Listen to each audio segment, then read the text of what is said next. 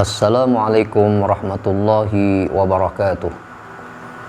Alhamdulillah nahmaduhu wa nasta'inuhu wa nastaghfiruh wa na'udzu billahi min syururi anfusina wa min sayyiati a'malina.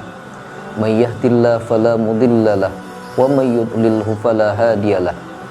Asyhadu an la ilaha illallah wahdahu la syarikalah wa asyhadu anna sayyidana wa nabiyyana Muhammadan abduhu wa rasuluh.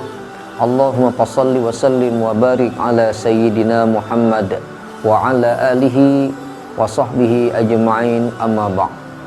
Pemirsa TV Tabalong yang berbahagia, yang dirahmati Allah Subhanahu wa taala, kembali kita ucapkan syukur alhamdulillah karena pada saat ini Allah masih berikan kita kesehatan dan keafiatan, dapat menikmati kembali bulan suci Ramadan yang penuh rahmat dan penuh barakah dari Allah Subhanahu wa taala. Mudah-mudahan kita yang berada di bulan suci Ramadan saat ini selalu mendapatkan curahan rahmat dari Allah Subhanahu wa taala. Amin amin ya rabbal alamin. Salawat dan salam mari kita haturkan kepada junjungan Nabi kita Muhammad sallallahu alaihi wasallam, kemudian kepada para sahabat dan keluarga beliau ila yaumil qiyamah. Jemaah sekalian, para pemirsa TV Tabalong yang berbahagia, yang dirahmati Allah Subhanahu wa taala. Kita semua pasti ingin sehat. Pasti semua ingin sehat. Tidak ada orang dalam kehidupan di dunia ini orang yang tidak ingin sehat. Rasulullah berapa umur beliau? Umur beliau 63 tahun. Pernahkah beliau sakit? Ya, memang pernah. Menjelang beliau wafat, beliau memang saat itu disakitkan oleh Allah Subhanahu wa taala.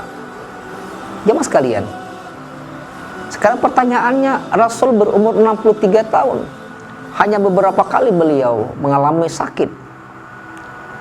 Apa rahasianya yang perlu kita kaji? Tentu ada rahasia-rahasia yang beliau lakukan, karena beliau adalah uswah, karena beliau adalah tauladan kita, karena beliau adalah contoh kita, karena beliau adalah orang yang memberikan pendidikan kepada kita. Karena itu kita sebagai umatnya, kita berkewajiban mencontoh akhlak pribadi dan apa yang beliau berikan kepada kita. Itulah junjungan Nabi kita Muhammad sallallahu alaihi wasallam.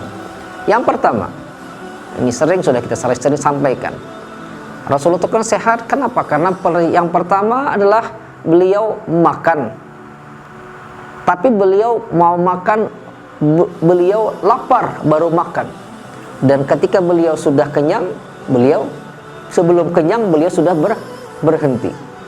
Ramadan seharusnya seperti itu kita jemaah sekalian. Kenapa kita Ramadan kadang-kadang padahal Rasul mengatakan sumu tasihu, berpuasa kamu pasti kamu akan sehat.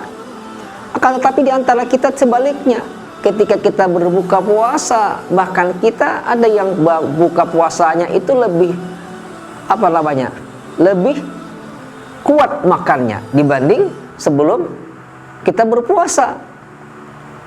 Rasul ketika sebelum beliau kenyang, beliau sudah berhenti. Kalau kita makan, kalau tidak sampai kenyang benar, baru kita berhenti. Sehingga tidak mungkin kita menjadi orang yang sehat. Karena itu kalau kita mau jadi orang yang sehat, contoh yang pertama akhlak Rasulullah. Beliau sebelum makan, tentu saja beliau lapar baru beliau makan, dan beliau sebelum beliau berhenti, sebelum beliau kenyang, beliau sudah berhenti makan. Yang kedua, ini sudah sering saya sampaikan dalam siaran-siaran di TV, termasuk di TV Tabalong ini. Yang kedua adalah apa? Beliau menyedikitkan suap. Suap beliau tidak terlalu besar. Kalau kita suapnya bagaimana besarnya? Sehingga kan kita sulit kita mengunyah makanan ini. Berapa lama kita mengunyah makan ini sampai lunak, sehingga ketika masuk ke dalam perut kita, dia diputar oleh bagian daripada usus tubuh kita, tidak terlalu berat lagi, sehingga wajar pencernaan kita, pencernaan Rasulullah itu bagus. Sebaliknya kita tidak, kita makannya sudah besar suapnya, mengunyahnya kita sedikit. Nah, sehingga wajar kalau kita tidak bisa mendapatkan kesehatan apa yang dicontohkan oleh junjungan Nabi kita Muhammad sallallahu alaihi wasallam. Yang ketiga, beliau makan kan tidak pernah beliau makan yang panas-panas. Bahkan dimakruhkan oleh Rasulullah, jangan makan yang panas. Kalau kita makan senang yang panas-panas, apalagi Ramadan, menjelang berbuka puasa, airnya air panas, sayurnya panas, nasinya panas, pisang gorengnya panas. Nah, sehingga kita tidak jauh daripada tuntunan yang dicontohkan oleh junjungan Nabi kita Muhammad SAW. Yang lebih penting lagi adalah ketika beliau makan, apa kata Rasulullah? Kalau beliau makan, sulusul li ta'ami, sepertiga makanan, wa sulusul li syarabi, sepertiga minuman, wa sulusul li nafsi, sepertiga bernapas. Ada makanan, ada minuman, ada untuk bernapas. Wajar kalau Rasul itu selalu sehat. Nah, ada lagi yang lebih penting lagi. Kalau orang mau jadi sehat, setiap mau makan, apa? Itu kuncinya. Setiap mengawali makanan dengan membaca basmalah atau membaca doa, dan setiap mengakhiri makan, dia menutup dengan hamdalah, alhamdulillah. Nah, pemirsa, di antara kita kan banyak yang tidak seperti itu. Mau berbuka puasa aja tidak sempat berbuka puasa baca doa. Bagaimana doa-doa yang dicontohkan oleh Rasulullah? Ya azimu, ya azimu, ya azim, anta ilahi, la ilaha wairuk, ighfir lidzambal azim, fa innahu la yaghfiru dzambal azim illal azim. Berdoa kita. Mau makan, berdoa, baca basmalah, baca Allahumma barik lana fima razaqtana wa qina adzabannar. Baca tadi apa-apa yang kami sebutkan tadi, istighfar sebelum berbuka puasa. Setelah selesai berdoa, selesai berbuka, dia mengucapkan alhamdulillahi rabbil alamin. Wajar makanan yang dimakannya itu jadi berkah. Karena itu pemirsa, orang yang makan tidak awali dengan basmalah, tidak diawali dengan membaca doa, menutup tidak dengan alhamdulillah, maka setan akan ikut makan. Maka tidak akan menjadi tenaga yang berkah bagi tubuh kita. Karena kan orang yang diawali dengan basmalah walaupun sedikit diawali dengan membaca doa, itu akan membawa keberkahan dalam kehidupan kita, termasuk tubuh kita ini. Makanya setiap bepergian apa saja, setiap melakukan aktivitas, setiap melaksanakan aktivitas baca basmalah. Setiap mau keluar rumah baca basmalah. Setiap mau apa saja yang dikerjakannya, setiap melaksanakan satu kegiatan baca basmalah. Nah, pemirsa, ini satu yang pertama. Jadi Rasul kenapa beliau sehat? Cara beliau makan seperti itu. Yang kedua, kenapa Rasul sehat? Ternyata jamaah sekalian, Rasul senang tidak pernah meninggalkan salat subuh berjamaah. Salat subuh berjamaah. Nah, kita walaupun dalam keadaan COVID-19, bisa nggak berjamaah? Ya bisa. Di mana? Di rumah. Suaminya jadi imam, istrinya jadi makmum, bisa berjamaah. Walaupun di antara kita mungkin ada yang tidak bisa berjamaah ke masjid, nggak jadi masalah. Ada yang nggak bisa berjamaah ke musala, nggak jadi masalah. Kenapa? Masih bisa kita melaksanakan sholat berjamaah di rumah. Kenapa? Karena kita dalam keadaan darurat COVID-19 ini. Rasul tidak pernah jemaah sekalian meninggalkan sembahyang subuh berjamaah. Berapa langkah kaki kita dari rumah? Subuh itu. Kan subuh ini kan Bapak Ibu sehat itu. Makanya saya lebih senang tanya sama orang-orang yang hebat itu. Orang-orang yang berhasil, saya lihat berapa umur sampean? 60 tahun. Berapa umur sampean? 70 tahun. Berapa umur sampean? Ada yang 75 tahun. Apa tip-tip sampean sehingga pian sehat seperti ini? Apa kata mereka itu? Rata-rata jemaah sekalian, mereka tidak pernah meninggalkan sembahyang subuh berjamaah. Melihat kalau subuh ini kan kita sudah jalan keluar dari rumah kan sudah sehat ini. Gerak jalan kita menuju masjid. Di masjid kita pulang sholat, lihat gerakan sholat kita ini kan luar biasa jemaah. Kan orang sholat ini kan sehat. Lihat ngangkat tangan, nih seperti ini. Berqiyam seperti ini, rukuk kita, i'tidal kita, sujud kita. Ini semua gerakan-gerakan seperti zaman-zaman saya dulu. Zaman kita dulu kan para pemirsa apa? Kita senam SKY dulu, senam kesegaran jasmani.